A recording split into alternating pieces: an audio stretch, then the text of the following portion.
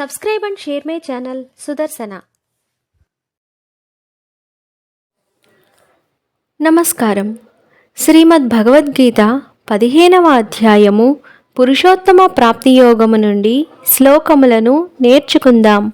ఓం శ్రీకృష్ణ పరబ్రహ్మణే నమః. శ్రీ గురుభ్యో నమః. శ్రీమద్ భగవద్గీత 15వ అధ్యాయము పురుషోత్తమ ప్రాప్తి యోగము 13వ శ్లోకము. శ్రీ భగవానువాచ గామావిశ్య చ భూతాని ధారయామ్యహమోజసా పుష్ణామి చౌషధీః సర్వా సోమో భూత్వా రసాత్మకః. గామావిశ్య చ భూతాని ధారయామ్యః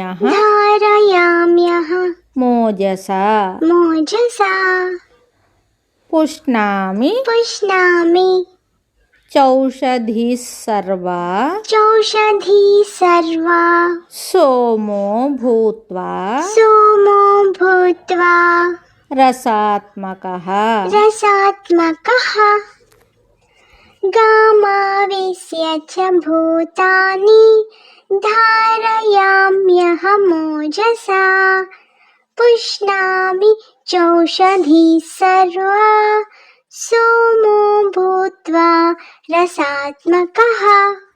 ఈ శ్లోకమునకు భావము, భగవానుడు చెప్తున్నాడు, నేను భూమిని ప్రవేశించి శక్తి చేత సమస్త ప్రాణికోట్లను ధరించుచున్నాను, నిలుపుచున్నాను. రసస్వరూపుడగు చంద్రుడనై సస్యములన్నింటినీ పోషించుచున్నాను.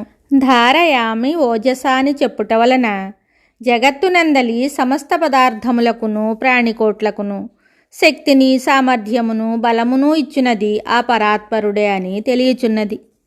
పై వాక్యము వలన శ్రీకృష్ణమూర్తి వసుదేవునకు జన్మించిన ఒకానొక చిన్న ఉపాధి మాత్రమే కాదనియు, విశ్వవ్యాపి జగద్భర్త కూడా అనియు స్పష్టమవుతోంది. మరియు సస్యములను అభివృద్ధిపరచునది తానే అని చెప్పుటచే జీవులు భుజించు ఆహారము సాక్షాత్ పరమాత్మ వలననే సంభవించుచున్నదని తెలియచున్నది. కావున ఆహారమును భుజించునప్పుడు ఈ అన్నము ఎవరి వలన మనకు వచ్చినది అని ఆలోచించి అన్నస్రష్ట, అన్నదాతగు ఆ సర్వేశ్వరునకు అందరూ కృతజ్ఞత చూపవలసి ఉన్నారు. మనుజుడు తాను ఆహారమును భుజించుటకు ముందు దానిని ఆ దేవదేవునకు సమర్పించి తరువాత దైవభావముతో దానిని భుజింపవలెను. సస్యములను ఆ భగవానుడు పోషించనిచో జనులకు అన్నము దొరకదు.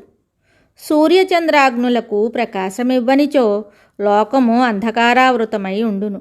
కాబట్టి ఎన్నియో అనుకూలములు చేసి ప్రాణులను భరించుచున్న ఆ జగద్ధాత్రికి మనుజులు సదా కృతజ్ఞులై వర్తించవలెను.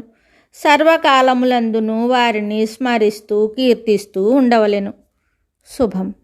శ్రీమద్ భగవద్గీత తరువాయి భాగంలో మళ్ళీ కలుద్దాం. నమస్కారం. Subscribe and share my channel Sudarsana.